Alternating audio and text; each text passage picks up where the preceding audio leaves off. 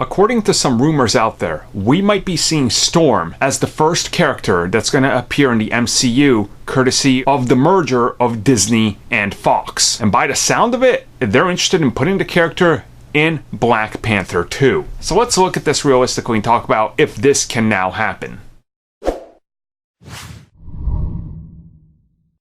So this isn't the first time we've talked about Storm or her being rumored for Black Panther or anything like that. And at the time, everything had to be a rumor because there was no movement on the acquisition of Fox. But now we've gotten past that point. Now we're at the point where they own them, and Kevin Feige at one point during San Diego Comic-Con openly just mentioned that they're working on these characters in the MCU. So when you look at it, if you just suddenly come out of nowhere and say mutants are here they are, look at all these mutants, it seems a little forced. Now to me, as I've always said, I think you got to do it kind of slowly, one by one, introduce certain characters.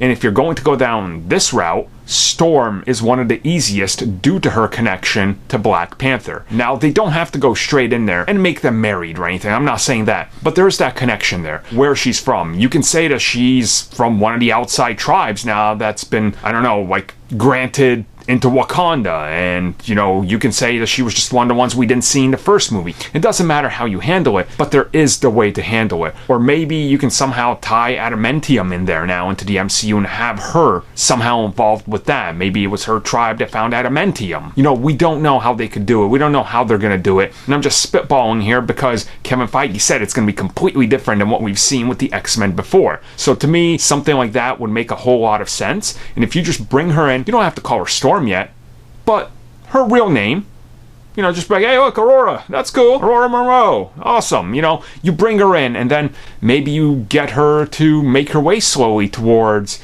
New York and meeting Charles Xavier down the road, because this would be an introduction, not necessarily the X-Men outright. I don't know, I would like to see Storm, I really would. She's one of the, in my opinion, best X-Men out there. But how would you guys feel about this if she wasn't there? Do you think that would take away from the story at all, or would you welcome it?